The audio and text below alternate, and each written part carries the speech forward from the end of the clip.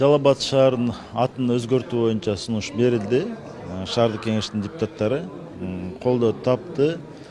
Депутаттар деле туура түшүндү. Эми Жалал Абад шаарынын атына токтоло кете турган болсок, бул эми Жалал Абад шаары байыркы шаарлардын бири болгон да.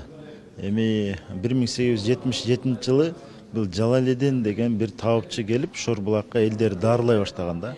Ошонун атын көп айтып анан Жалал Абад деп атылып калган. Бул биринчи варианты. Азыр тарыхчыбыз келди, бир 2-3 вариантты айтып кетти да. Эми биздин тарыхчыларыбыз деле, илимпоздорубуз деле бир тарыхый фактыларга эч качан таянган эмес да. Булар жөн эле уламыштарды эле айтып, өздөрү деле аны моюндап келишет да. Анан биз Жалал Абад шаарынын бүгүнкү күндө өзгөрүүсү, архитектуралык көрүнүштөрү, мына өсүп өнүгүшүндө бу элдин дагы мындай суроо талабы болду да. Жалал Абад шаарынын атын өзгөртүп бергиле дегенчи.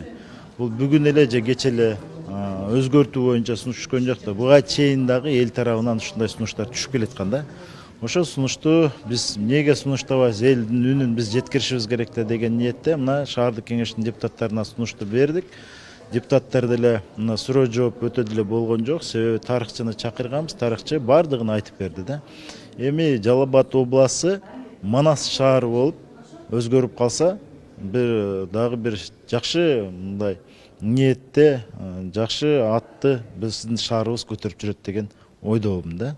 Жалал Абад шаары деген иш кагаздардын бардыгы өзгөрөт. Эми бул боюнча жогорку жетекчиликтердин тапшырмасын алайык. Биз иштейбиз. Бүгүнкү сунушту биз Кыргыз Республикасынын Жалал Абад областындагы өкүлчүлүккө беребиз. Ал өкүлчүлүк жогорку кеңешке депутаттарга алып кирет. Ошол жактан колдоо тапкан болсо Манас шаары болуп, Кудай буйруса биздин шаар аталып калат да.